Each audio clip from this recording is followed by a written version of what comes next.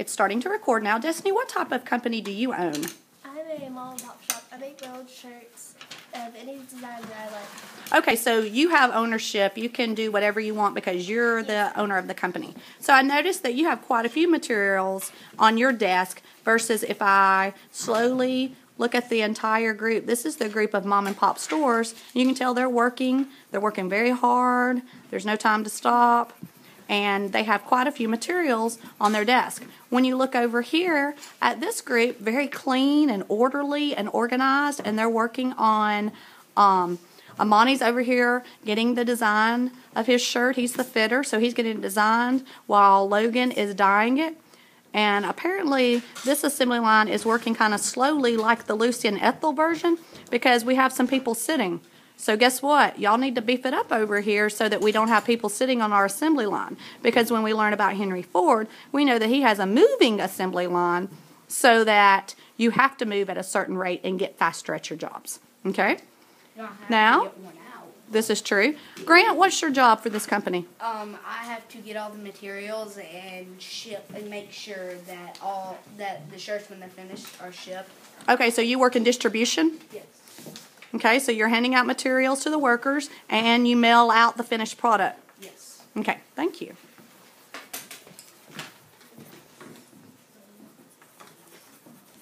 Michelle, what do you think you would like better, working on an assembly line or being able to work and create your own product? Well, probably an assembly line because you don't have to worry about every single thing. Oh, Well, okay. Like the person just passes it to you. So I think in life you probably need more teamwork than just work by yourself. Oh, so you're able to collaborate on the assembly line, and you don't have as much looming responsibility like you do if you're a mom and pop store or responsibility. Now I'm going to go over to this group because they elected to, in their mom and pop, they have a partnership. Okay? And when we talk about going into businesses or entrepreneurship, one of the less risky ways to go into business is to have a business partner. Okay? So Paisley and Riley, could you explain the plan that you guys are working? How are you working to where it can be more efficient for your partnership? Well, if we're working as partners, that means we could get things done quicker and more than just one thing done at a time. Okay, so you're working together and collaborating together. And also, as far as investing of money, y'all have gone in together, so you're not having to lose as much as if you go in totally as one person. Okay, Michelle, what's your job on the assembly line? Well, I'm the designer practically. Uh-huh. I just put whatever designs on a shirt that I would like. Okay. I ship it off. Yes. And what would you prefer doing? Do you like working on an assembly line, or do you think you would like to be, would you like to have your own business and be your own boss? I would like to have my own business, be my own boss, because it's kind of well, people say it's kind of hard, but personally for me, since I'm a faster person, I like to move faster. Okay. Instead of waiting in a long line, waiting to come to me, and then just pass it on. And one thing you will notice is initially when the assembly line was created, it was like this, where you're passing it along. But when Henry Ford innovates it and perfects it, he encompasses a moving assembly line with a conveyor belt. I think that would be a lot Yes. easier for Yes. me, because I just Right, because our cutter, and I'm not blaming it on him, in the sense of we should already have at least 2 shirts already made. Okay? How many shirts do we have made, Grant, in distribution? No, I mean distributed and sent out to mail. 0. 0. Well, we need to get on it because on the last class that did this activity, in 10 minutes, they had 2 shirts already made. You see what I'm saying? Yes. So, and we're in the training process. So as far as that goes, when you're learning, just like Lucy and Ethel, it was way too fast, right? Yes. But once you perfect it and get better at it, it's going to move much more faster. Wouldn't you agree with that? Okay? So I know that probably Amani and Logan and Hunter will speed up once they've done a couple of these. Okay? What do you think, and I'm going to interview someone else. I'm going to steal T. What do you think This company over here, they have an assembly line. Who do you think is going to produce more materials? Do you think you're going to be able to produce more shirts, or do you think they're going to be able to produce more I shirts? think the mom and pop stores are. Why do you think that? Because they're like, I'm not, no offense, but they're like moving at a slow pace, and like we're just like, we care about it, but So you know that it's your own business and it's your own money that you, yes, so you've put your heart and soul into it. I could definitely say that. I will have to say, I've done this many years, and these kids, this assembly line is moving at what I would call a glacial pace, but they're in training, so I'm not going to knock them. Normally they would be already to the point of packaging and would have several packaged into the distribution center.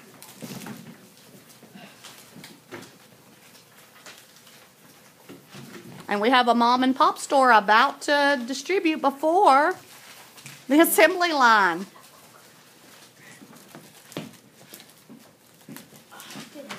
So it looks as if T is actually going to be one of those people that start as a mom and pop like Walmart. But as effectively as she works, can you see her moving into being a huge company one day? Yes. When she's already out produced the assembly line? Have you guys packed a shirt yet? We're about to. She's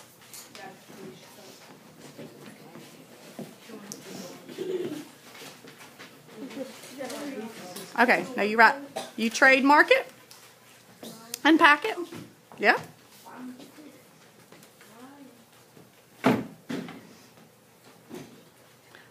I will have to say I'm not knocking you guys because you're taking, I do notice you're taking your time and you're taking pride in your work, so don't think that that's it.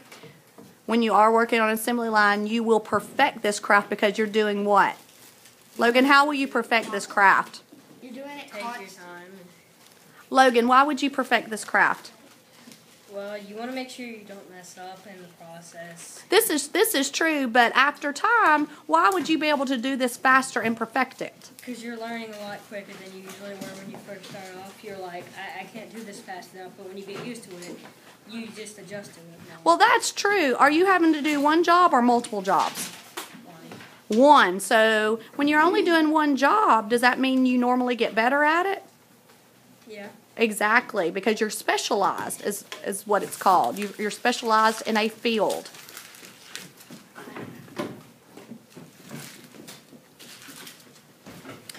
Notice the difference in the clean facilities. Of course, in a larger company, they have different people that can keep everything clean and organized and run much more efficiently. And you can see our creative mom and pop shops, they have to have all their materials spread out so that they can get to them. They have to obviously purchase and buy their own materials. They have to have the same kind of materials that the larger company has. But at the same time, they get to have their own say-so. Sydney, who do you think would be able to produce the most shirts?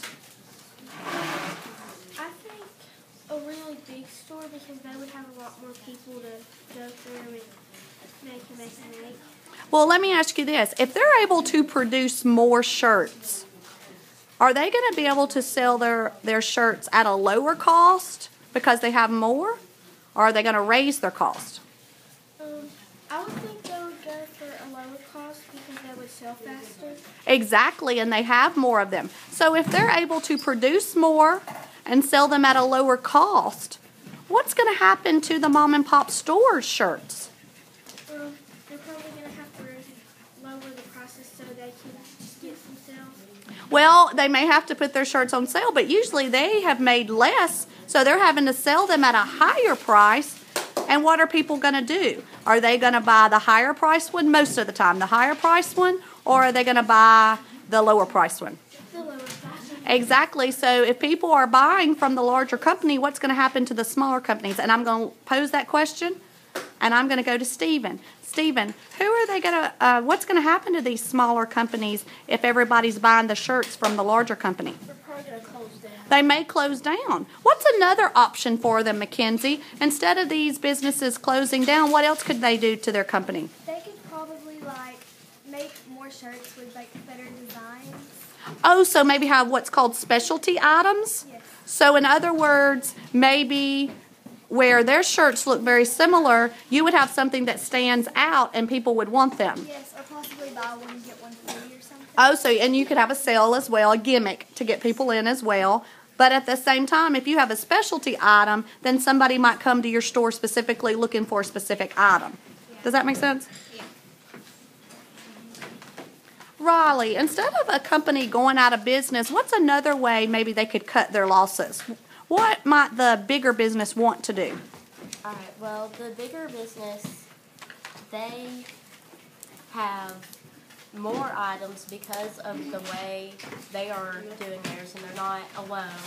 And the smaller company, they may want to become a bigger company and have more people and make more items like a bigger store and have their prices the same and see how that works for them. So they could do one or two things. I see what you're saying. So maybe they could join together with some more groups of people, or could they join the conglomerate?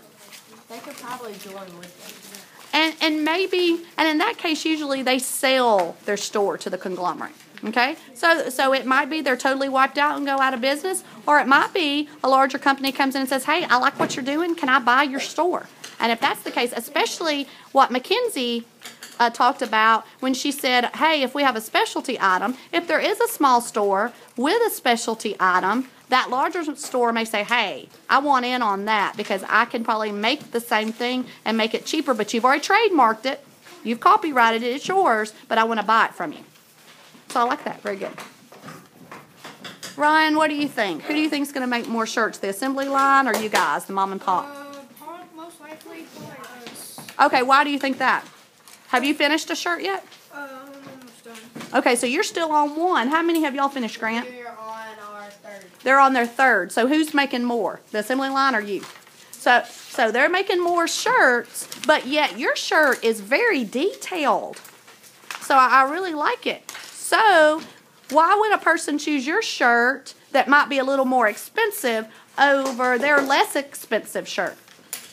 Why would they choose yours over a cheaper version?